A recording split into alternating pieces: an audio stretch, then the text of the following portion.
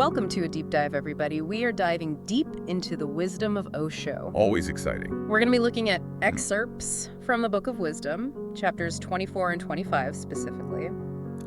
These were delivered way back in March of 79. Wow, 79. And, they touch on creativity and awareness, even societal change.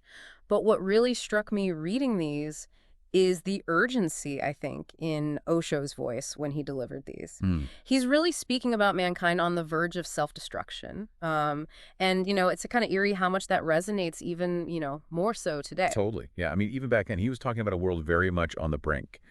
And he didn't shy away from placing the responsibility for change on the shoulders of a quote-unquote new man. Okay. Powerful image. So let's unpack that a little, because I think that's really key to understanding kind of his message, I think, in these chapters.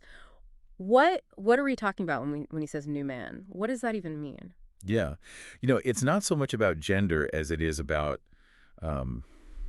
almost like a new stage of human evolution. Yeah. This new man is someone who's deeply connected to life, to love, to awareness itself, really living in the present moment. And what's interesting is Osho seems to be saying that this new man isn't some far-off ideal. It's something that needs to be embodied by each generation. So, putting that into the perspective of our world today, right? You think about all the things that we're facing, climate change, political division, this constant, threat of conflict, it feels like. Is this the generation that gives birth to this new man that Osho's talking about? And if so, what would that even look like today? Such a good question. And it leads us, actually, I think, really directly to one of Osho's core beliefs, which is the importance of finding your own unique path to meditation. No, I think, a lot of times when people hear meditation, they immediately think sitting cross-legged in complete silence. And honestly, that's just not for everybody. It could be a little intimidating It will. and a little dull for sure. But Osho actually completely shatters that stereotype. Yeah. He says meditation is any activity where your body, mind, and soul are functioning in rhythm. Okay, so wait. So even things like, running, dancing, even, more intimate activities could be considered meditation. Absolutely. The key is finding what resonates with your energy, with your personality. He even talks about the need for different meditation guilds, sculptors, musicians, poets, each with their own way of tapping into that flow. That's fascinating. So it's not about forcing ourselves into some rigid practice, but it's really about finding that flow state in whatever we do. But how do we even tap into that? Well, that's where sensitivity comes in. And this is something really interesting because Osho really challenges traditional religious teachings here. He emphasizes embracing sensitivity, experiencing the world through your senses as a pathway to awareness. Which is so interesting because a lot of times that's, you're encouraged to do the opposite, to detach from your senses, to transcend them, right? Especially in spiritual practices. Totally. Yeah. Yeah. Osho's kind of flipping that on its head. And he's saying, look, the divine is all around you. You find it in the velvet of a rose, the beauty of a starry night. It's about opening yourself up to those experiences, not shutting them out. Right. It reminds me of that story that he tells about Saul Greenberg. Oh, yeah. The Jewish man who lived in this small Texas town. And he was a pillar of the community, known for his generosity, especially towards the Black community. And when he died, they buried him in a gold Cadillac. Amazing. Which is it's just such a great story. It's such a good story. Yeah. Because it flies in the face of what you would think of as someone who is, And it totally illustrates his point, I think, perfectly. Oh, this devout man. That for Saul Greenberg, a life well lived wasn't about following some rigid doctrines. It was about embracing life on his own terms, with an open heart and a generous spirit. Yeah. And it's a very, very different definition of living than what we often hear, right? Absolutely. So we're talking about really experiencing life, right? Being present. But Osho doesn't, he doesn't shy away from kind of the darker side of our reality, I think, right? He calls most people walking zombies, just going through the motions. Yeah. It's a stark image. Yeah. But is he wrong? It's certainly provocative, right? And I think it challenges us to ask ourselves, am I truly living or just existing? Am I sleepwalking through life, numb to the beauty and the pain around me? Yeah, and it's a big question. And it kind of leads us back to, the beginning, this idea of a world on the brink. And, if that's the reality we're facing, what can you, the listener, really do to change things? It's easy to feel powerless in the face of these big global challenges. But Osho points to creativity as a powerful antidote. Yeah. And he's not just talking about, painting or writing poetry, Yeah. but bringing a mindful, loving presence to absolutely everything you do. So it's not about like being an artist, quote unquote, but it's bringing that same like artistic spirit, that intentionality to our everyday lives. Precisely. Yeah. Yeah. Approaching every action, every interaction as an opportunity for, for expression, for connection, for infusing the world with a little bit more beauty and awareness.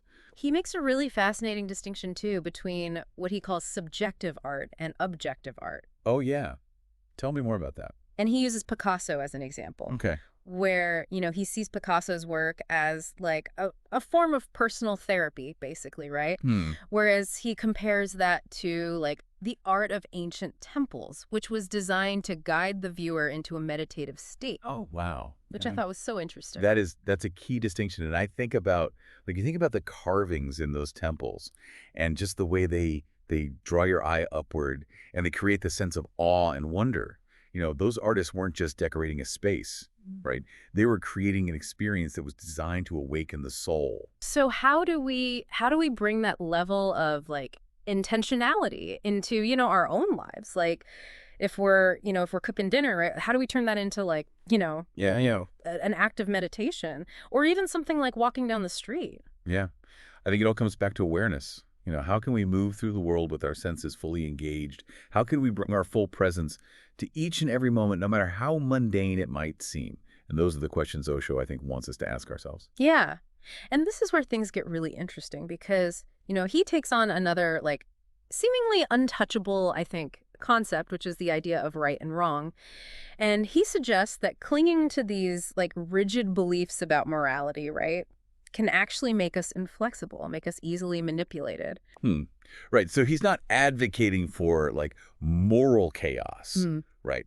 But he is advocating for a more nuanced understanding of ethics. Right. He argues that clinging to rigid beliefs about right and wrong blinds us to the complexity of real life situations. Yeah.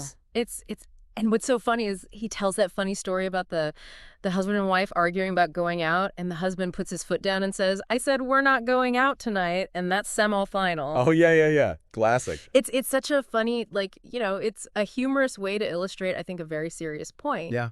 Because it highlights how often we get stuck in these rigid patterns of thinking, and we're clinging to our own sense of righteousness, and it might be causing more harm than good. Mm. It's not about anything goes, but it's let's move beyond this black and white view of morality, Right. and let's develop our own inner compass that's guided by, awareness and compassion. So it's about moving beyond those like knee-jerk reactions, those pre-programmed responses, and really like tuning into the situation at hand.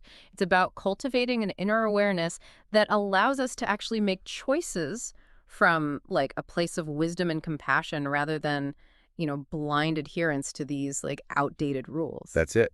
Osho would say that awareness, that conscious choice Yeah. is the golden key. And, speaking of like kind of approaching things with a fresh perspective, I think one of the things that comes up a lot when people, first encounter Osho is like the orange robes Right. worn by his followers. And I think there's this question of like, is there some like deeper meaning, like some secret code? Like, what's the deal with the orange robes? Osho actually had he had a kind of humorous and self-deprecating explanation for the robes.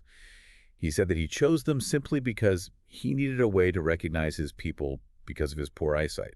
So no, like, hidden mystical significance, just like a practical A practical solution. to a funny problem. Right. I mean, he would, he would often joke that maybe there were more secrets hidden within the robes, but he also made it very clear that their primary function was simply identification, Mhm. a way to create a sense of community amongst his followers. Which seems very fitting, I think, that even something that seems, as symbolic as these orange robes actually has, like a very practical, down-to-earth explanation rooted in, And a little bit of his humor. his sense of humor. But, maybe those robes do hold more secrets after all. Maybe. We'll leave that for you to ponder.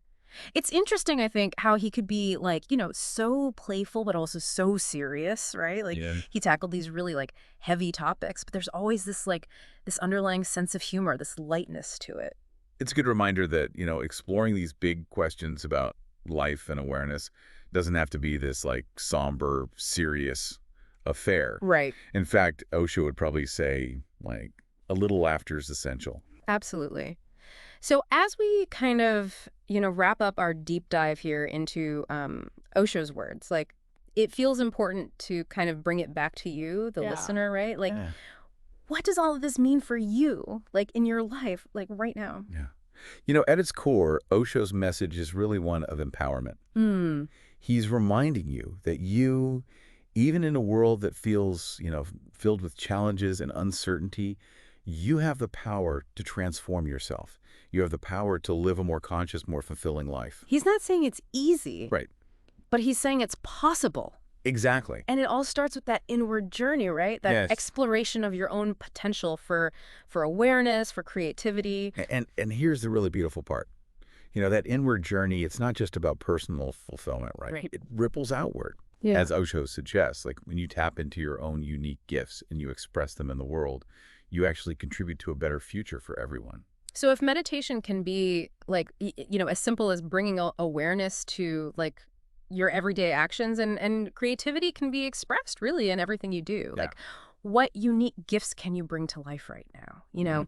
What passions have you been kind of neglecting? Whoa, good question. What brings you joy? Like those are the questions that I think he really kind of leaves us with. And Mm. I can't think of a more like inspiring call to action than that. Beautiful. So thank you so much for joining us on this deep dive. It's been a pleasure exploring Osho's wisdom with you. Until next time, take care.